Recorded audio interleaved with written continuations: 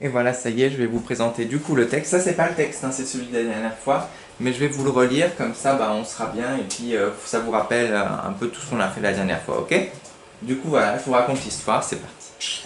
Alors, Harry Potter à l'école des sorciers, chapitre 1, le survivant. Monsieur et Madame Dursley habitaient au 4 Privet Drive. Monsieur Dursley était un homme grand et massif, ça veut dire qu'il a des grosses épaules. Il n'avait pratiquement pas de cou, mais possédait en revanche une moustache de belle taille, c'est-à-dire une belle moustache. Madame Dursley, quant à elle, était mince et blonde, et disposait d'un long cou qui lui était fort utile pour espionner ses voisins, en regardant par-dessus la clôture des jardins. Les Dursley avaient un garçon prénommé Dudley, et c'était à leurs yeux le plus bel enfant du monde. Et voilà, tout se passait bien, du coup voilà. D'un coup, un homme apparut à l'angle de Privet Drive, c'est-à-dire du quartier. Il était grand, mince, ses cheveux et sa barbe, qui lui descendaient jusqu'à la taille, étaient argentés. Il était vêtu d'une cape violette, ses yeux bleus étincelaient, c'est-à-dire brillaient, derrière ses lunettes en demi-lune. Cet homme s'appelait Albus Dumbledore. Il prit une sorte de briquet en argent dans sa poche et éteignit les lumières de la rue. Il s'assit sur le muret du 4 Privet Drive, à côté du chat. Il tourna la tête pour lui adresser un sourire, mais le chat avait disparu. Dumbledore souriait à présent à une femme d'allure sévère, avec des lunettes carrées. Elle aussi portait une cape d'un vert émeraude. Du coup, le chat est devenu en fait une dame. Ses cheveux étaient tirés en chignon serré, c'est-à-dire qu'ils étaient mis en arrière. Oui, oui, je sais, tout le monde fait la fête, dit le professeur McGonagall agacé. Même les moldus ont remarqué qu'il se passait quelque chose. Ils ont signalé des vols de hiboux, des pluies d'étoiles filantes. Vous savez ce que tout le monde dit sur les raisons de la disparition de Voldemort? D'après la rumeur, Lily et James Potter sont morts. On dit qu'il a essayé de tuer leur fils, Harry.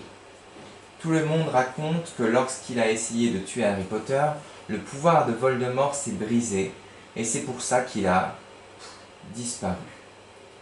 C'est pourquoi je suis venu confier Harry à sa tante et à son oncle. C'est le meilleur endroit pour lui, répliqua Dumbledore d'un ton ferme. Ils lui expliqueront tout quand il sera plus grand. Je leur ai écrit une lettre. Ils levèrent alors les yeux et virent une énorme moto tomber du ciel. L'homme qui était dessus était à peu près 2 fois plus grand que la moyenne. Il avait des cheveux noirs en broussailles et sa barbe cachait presque tout son visage. L'homme tenait un tas de couvertures avec ses immenses bras musculeux, bien musclés. Hagrid, dit Dumbledore avec soulagement, vous voilà enfin. Vous n'avez pas eu de problème? Non, monsieur. Il s'est endormi quand on a survolé Bristol. C'est une ville. Dumbledore et le professeur McGonagall se penchèrent sur le tas de couvertures.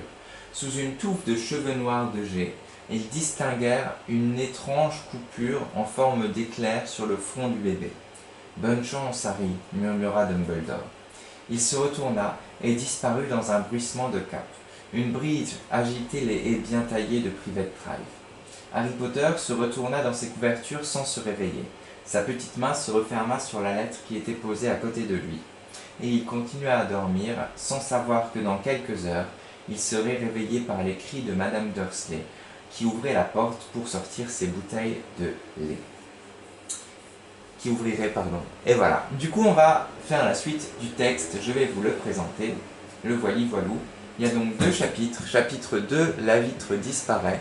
Et chapitre 3, les lettres de nulle part.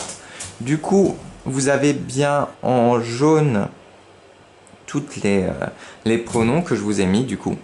Voilà. Je vous laisse du coup lire ce texte et faire les questions. Alors, je vous laisse un peu de temps pour mettre en pause ceux qui n'ont pas Classroom. Et je vous mets le 3e chapitre.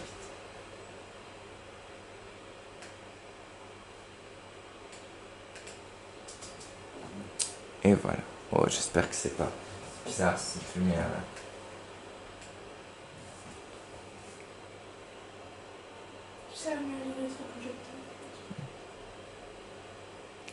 Et voilà, Bon courage à tous et on se retrouve tout de suite après pour un peu de sport, il me semble.